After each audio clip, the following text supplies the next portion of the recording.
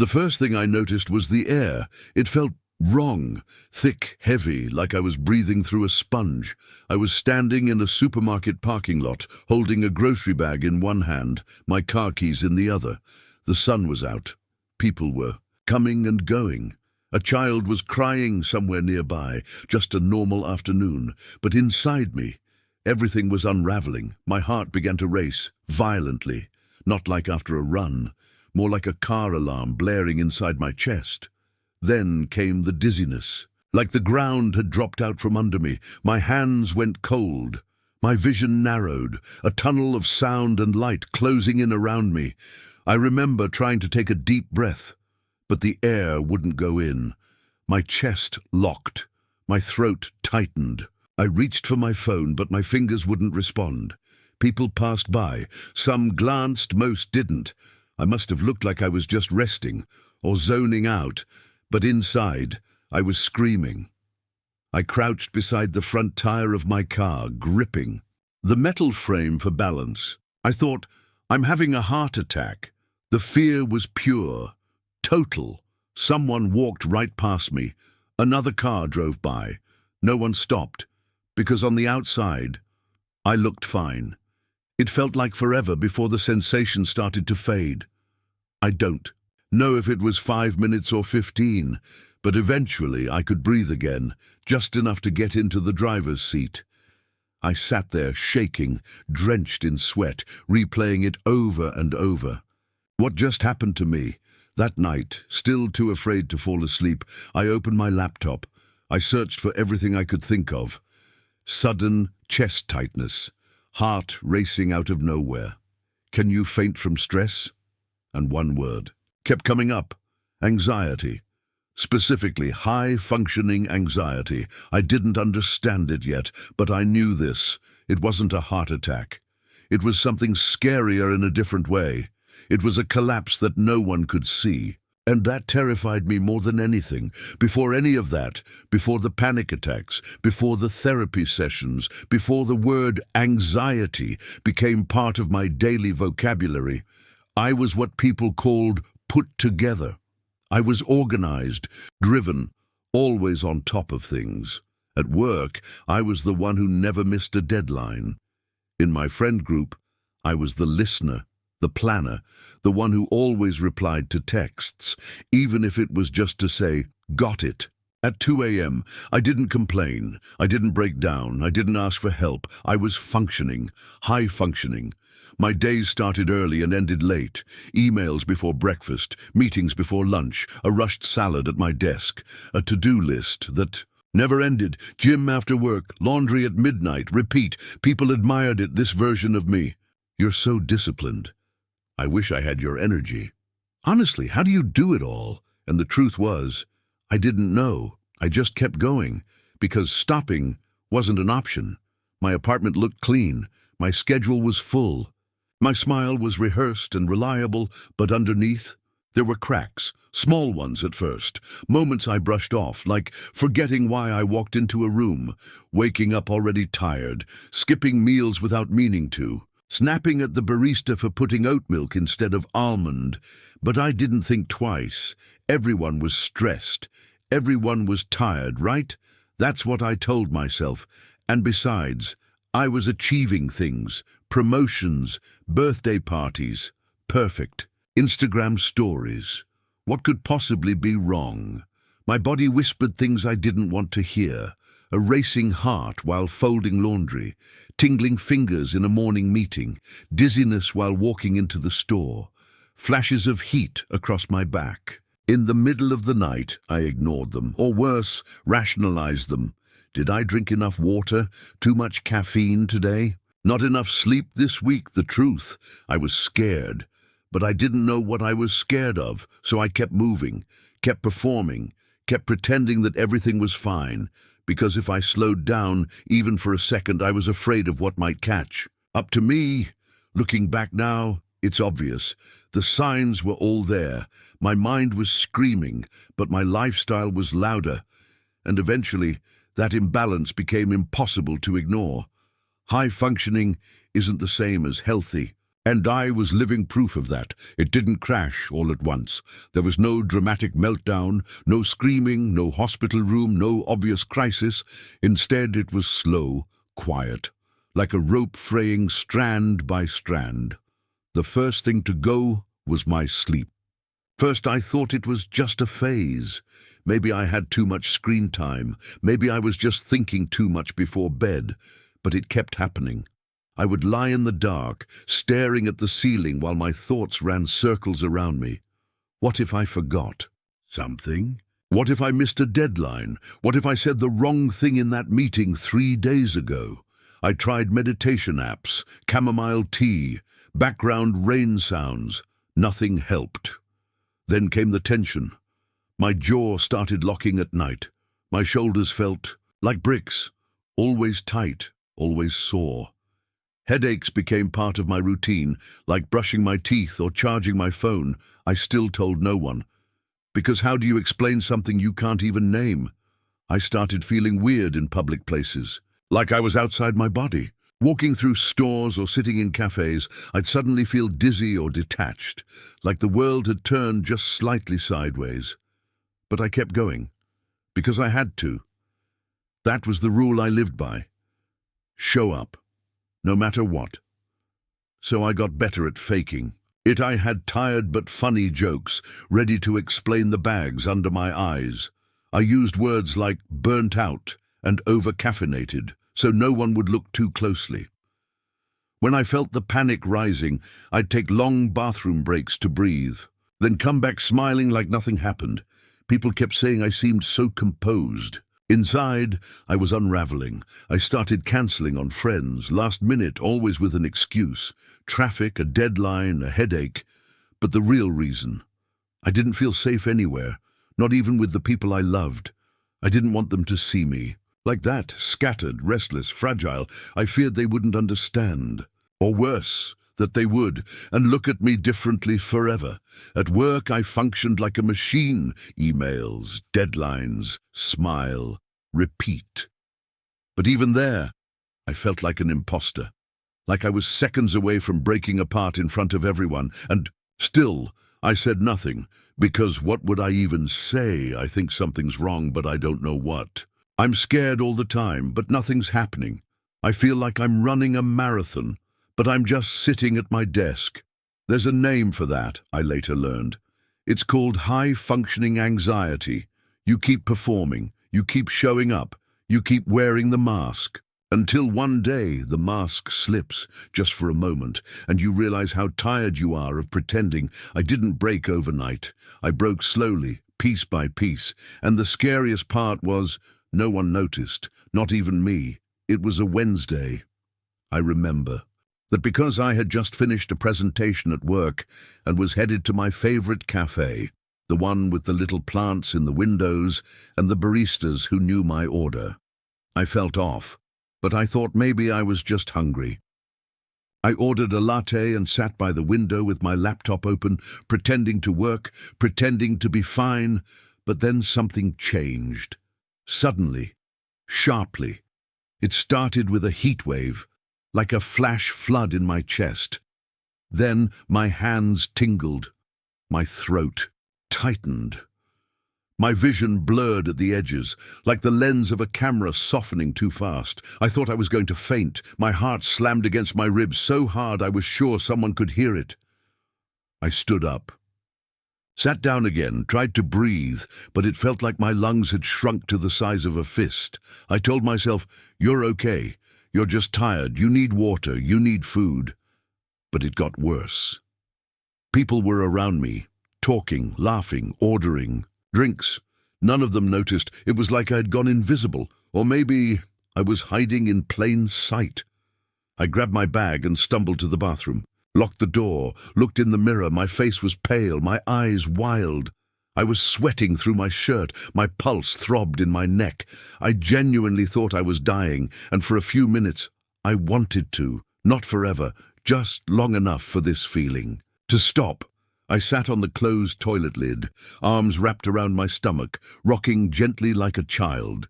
I remember whispering to myself, "You're fine, you're fine, you're fine."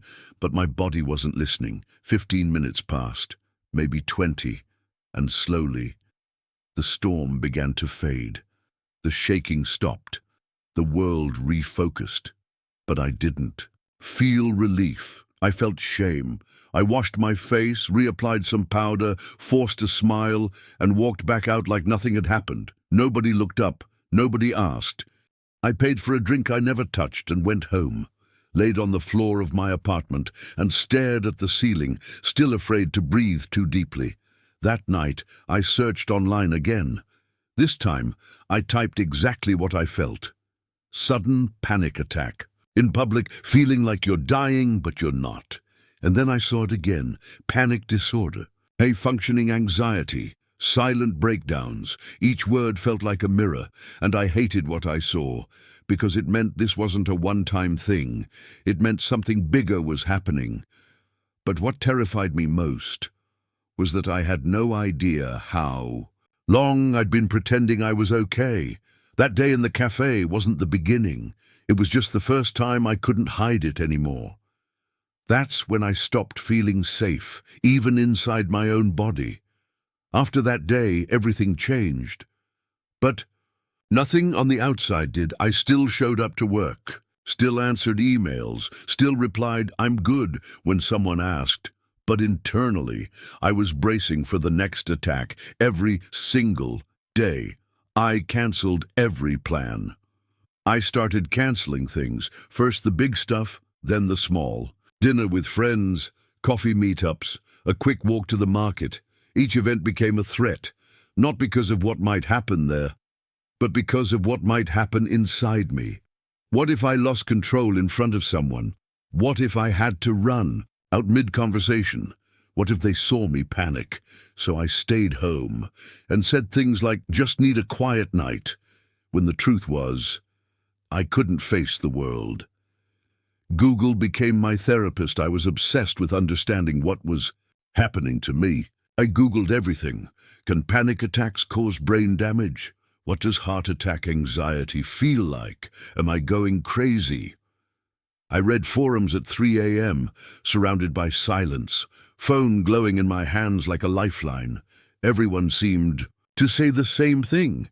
You're not alone. But it didn't feel that way because I didn't know how to explain any of it in real life.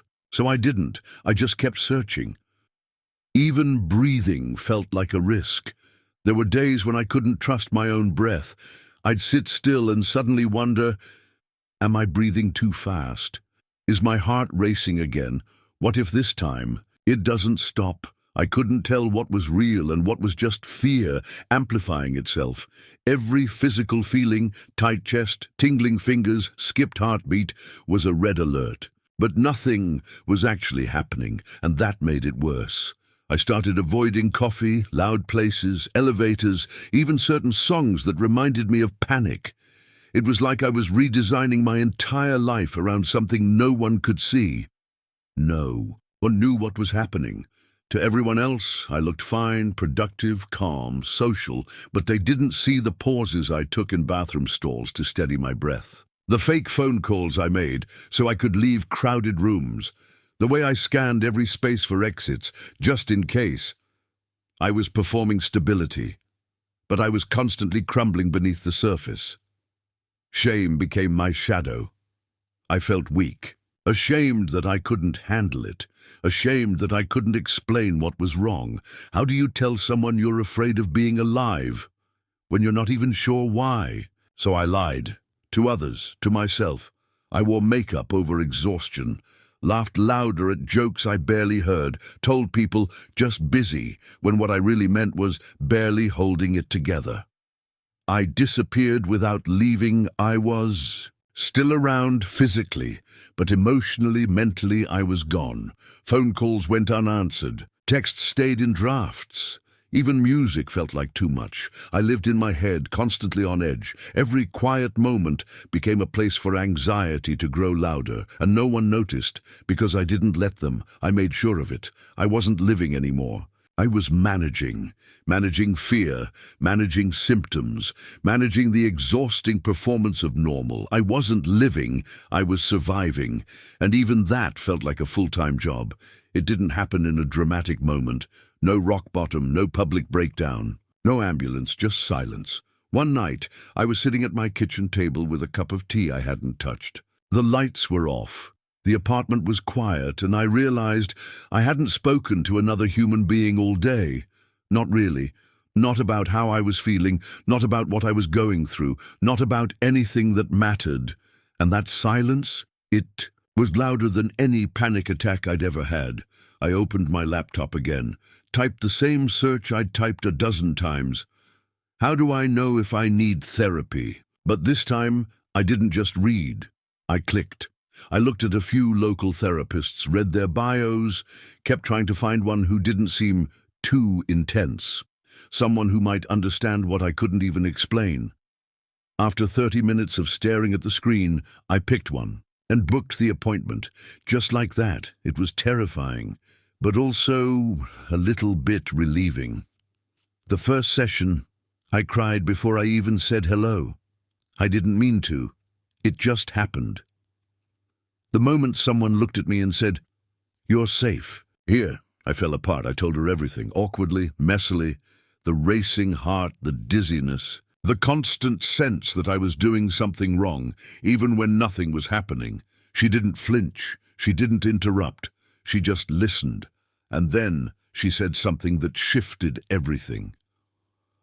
"What you're describing is high functioning. Anxiety and panic disorder. It's real and it's treatable."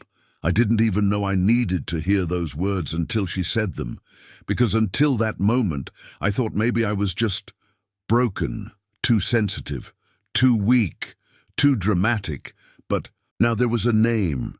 There was a shape to the thing I was battling. And once I could name it, I could start facing it. We talked about options, therapy, breathing exercises, journaling, maybe even medication. I wasn't sure about that last part. But I was sure of one thing. I didn't want to keep living like this. So I said yes to all of it. One slow step at a time, and for the first time in years, I felt something I hadn't felt in a long time. Not happiness, not confidence, hope. Asking for help didn't cure me overnight, but it opened the door to healing, and that made all the difference.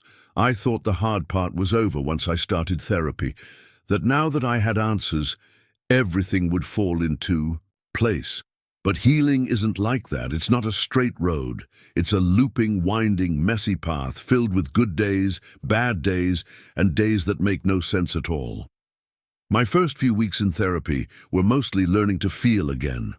I had spent so long suppressing emotions, I didn't even recognize them anymore. Anxiety wasn't just panic attacks. It was irritability. It was exhaustion. It was crying at commercials or avoiding phone calls from people I loved. I started to notice patterns, certain places, sounds, even smells that triggered that tightness in my chest. But instead of running from them, I started naming them. This is anxiety, and strangely, saying it out loud helped. It separated me from the fear, made it something I could observe instead of something I was drowning in. I began using grounding techniques, simple things, touching the fabric of my shirt, naming 5 things I could see, breathing in for 4 counts, out for 6. It didn't make the anxiety disappear, but it made it manageable. I started journaling too, not for inspiration or aesthetics, but survival. Messy pages full of unfiltered thoughts, things like, "I'm scared today. I felt better this morning, but now I don't. I had a panic wave and didn't run. That's a win." There were wins, like going to the grocery store without leaving my cart in the middle of an aisle, like staying through an entire meeting without faking a phone call, like laughing and meaning it. But there were setbacks too. The panic didn't just vanish. Sometimes it hit harder when I least expected it, like a final boss checking if I was really healing or just pretending again. I remember one weekend, I thought I was doing great. I went to a birthday party, drove alone, talked to people, felt normal. Then the next day I woke up in a full-blown panic spiral, no trigger, no warning, and I felt like a failure. But when I told my therapist, she said something I'll never forget. Relapse isn't failure. It's part of recovery. That's when I really got it. Healing wasn't about eliminating anxiety. It was about learning to live with it, not under it. Eventually, I became more gentle with myself, less judgmental, more patient. I allowed rest. I celebrated small progress. I learned how to say no without guilt. I created routines that supported my nervous system instead of ignoring it. Morning stretches, unplugged evenings, short walks just to feel the air. And yes, some days are still hard. There are still moments when fear tries to take the wheel. But I don't let it drive anymore. I just sit with it. Breathe through it. Sometimes I talk to it. I see you. But I'm okay. You're not in charge. Today, that may sound silly to someone who's never been through it. But if you have, you know that's not weakness. That's power. I still have anxiety. But I am no longer afraid of it. And that changes everything. If I could go back in time to that version of me who was sitting on the bathroom floor, heart racing, wondering what was wrong with them, I wouldn't try to fix it. I wouldn't say, "It gets better." Because when you're in it, those words don't feel real. Instead, I'd sit beside them. And I'd say, "You're not broken, you're not weak, you're just human, and you're overwhelmed." Because that's what anxiety really is. It's your body sounding the alarm, your mind trying to protect you, even when there's no real danger. It's not your fault. For years I thought I had to earn rest, that I had to accomplish enough to justify slowing down, that asking for help was failure. Now I know the truth. Rest isn't a reward, it's a requirement, and help isn't weakness, it's wisdom. I used to define my worth by productivity, by how useful I was to others, by how well I could hide my mess. But anxiety taught me something I never expected, that being seen, truly seen in your most vulnerable state is one of the bravest things you can do. I stopped trying to be impressive, started trying to be real, and slowly life started feeling more livable, not perfect, not panic-free, but honest, lighter. There are still anxious days. Moments I spiral, thoughts that sneak up and tell me I'm not doing enough, not healing fast. Enough, not strong enough, but I don't believe them like I used to. Now I say, I've been here before, and I made it through, because I have. And if you're reading this, so have you. I've learned that anxiety doesn't define me. It's part of me, like freckles or a scar. It tells a story of survival, of resilience, of becoming softer, kinder, and more aware. Because of the struggle, not in spite of it, I've learned to honor my limits instead of bulldozing through them, to celebrate rest, to speak gently to myself on the hard days, and most of all, I've learned this. You don't have to be fearless to move forward. You just have to keep moving, even if that means crawling. If this story felt familiar, if any part of it sounded like your own thoughts, your own fears, then please hear me now. You are not alone.